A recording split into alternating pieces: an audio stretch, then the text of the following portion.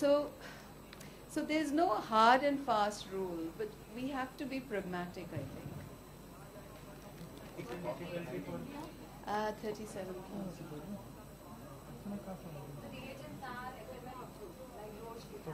Roche, but yeah. then when it comes to software, they are not approved by what is it the case of those softwares are also FMF approved? Well, FMF approves only the Fetal Medicine Foundation, but it's not that we'll not use life cycle or the Roche one, the Perkin-Elmer software.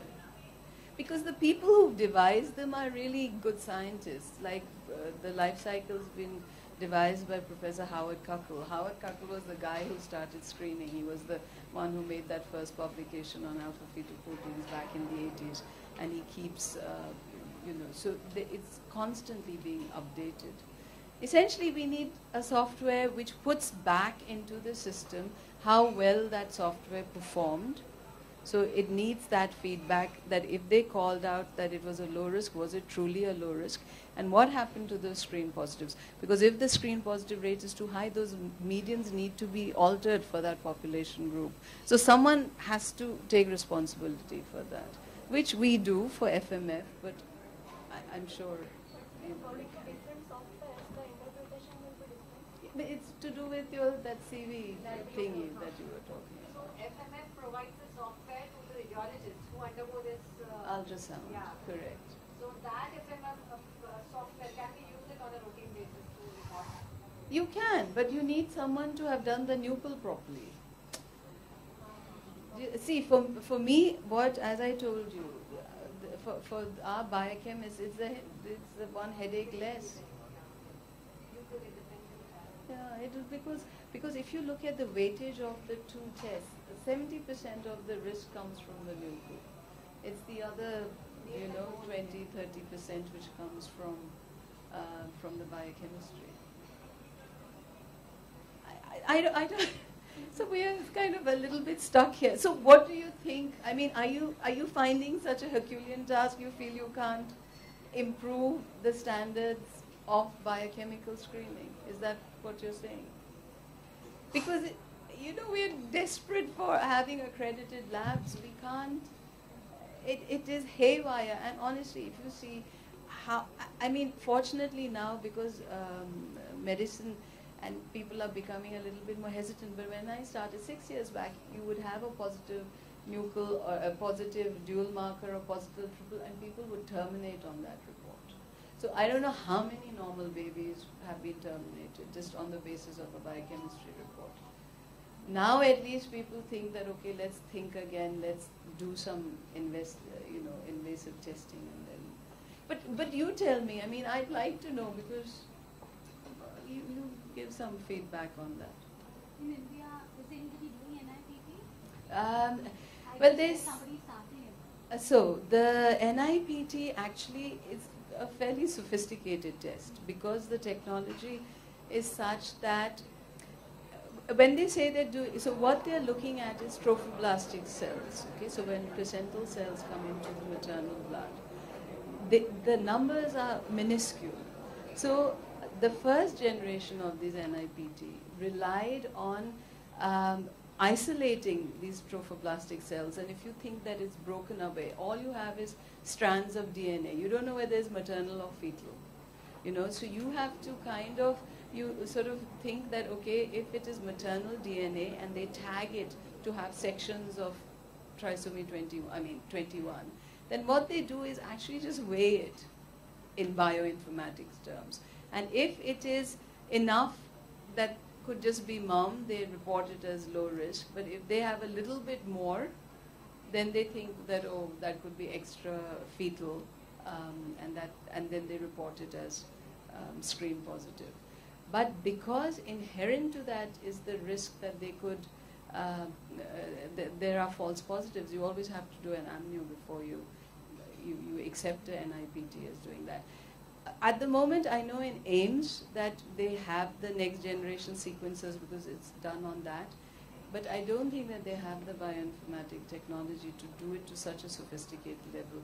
The last I know is that one of the companies, so at the moment the only companies which have been validated are Natera, Verinata, Ariosa, and the BGI.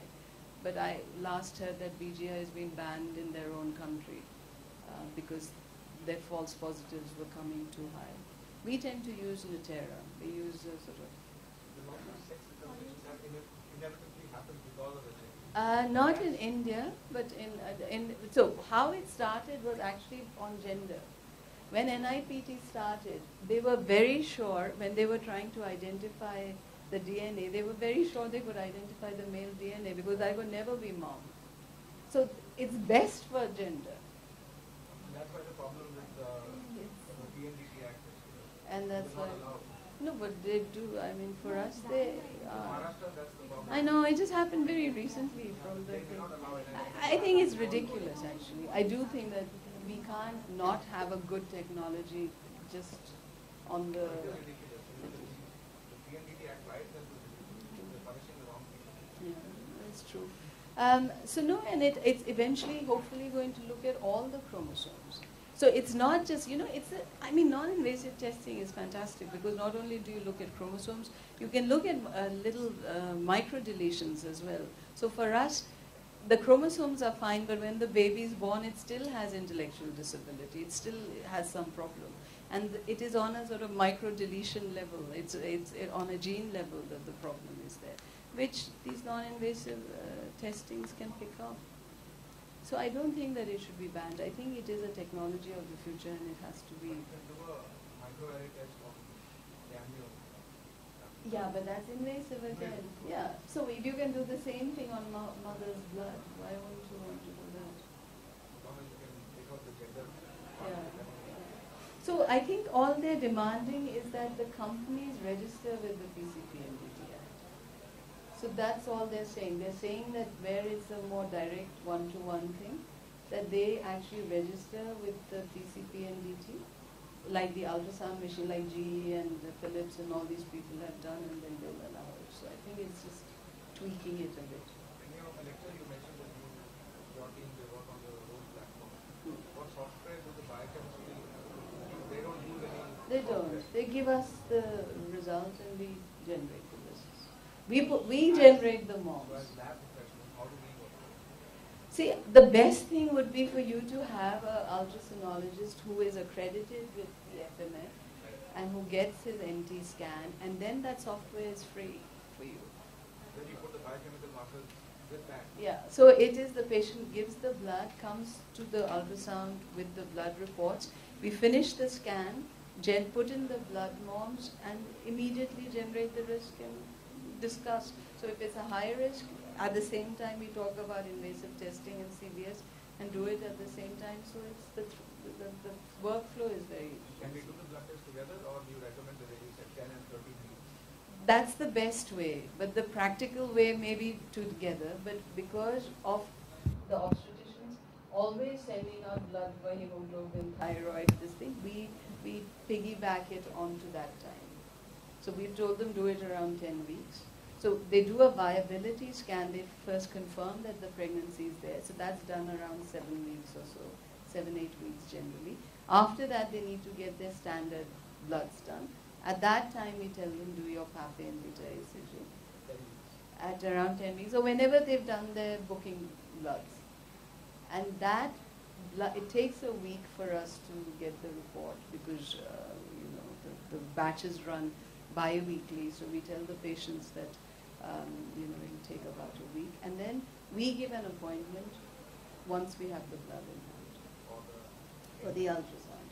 And then they come for the scan, and the report is generated immediately, and all the discussion is done, all the risks are explained, whatever, and then they go and meet the obstetrician.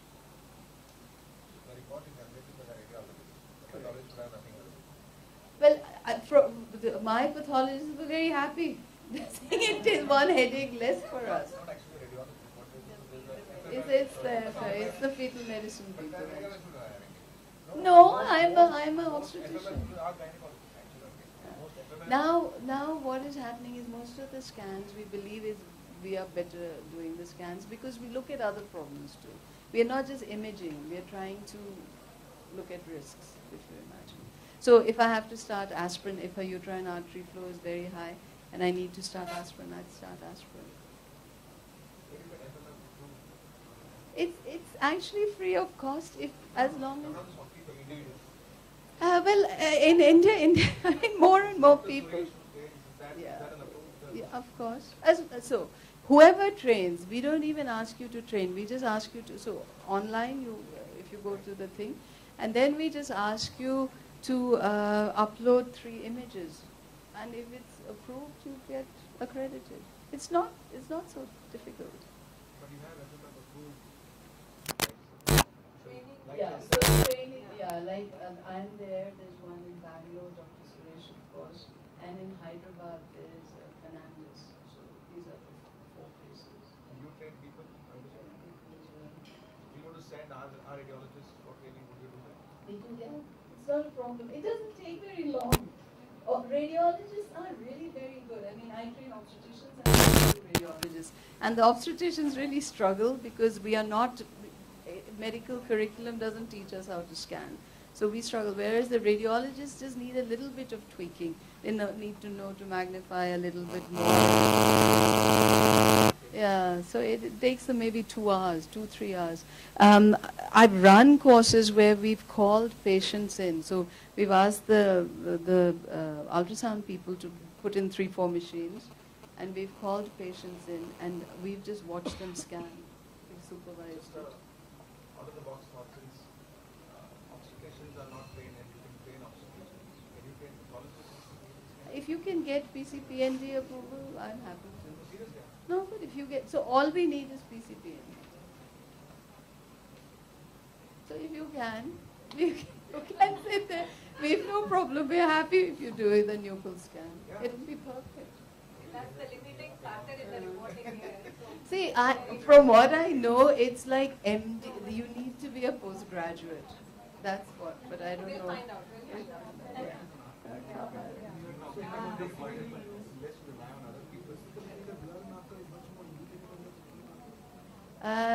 No, the quad is better. In terms of detection rate, just for aneuploidy, of the 3, the quadruple is the best. But the dual marker with ultrasound, with the NT, is far, far superior than anything.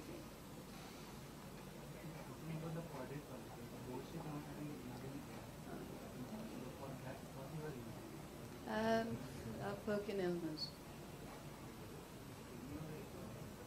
Oh God, I don't know. I just send it to the lab. So I know that we use that. That's what we're using for the quad, but I don't know how they do it. What I do know is that ideally inhibin needs to be done on an automated system, because again here on the manual the breakup of the molecule is more, and your moms come a little bit higher. But so,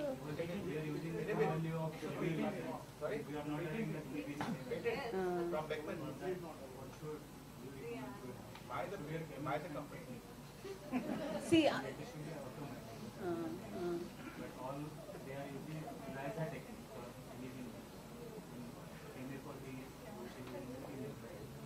so Pankaj introduce. He's saying, why does Roche not have inhibin?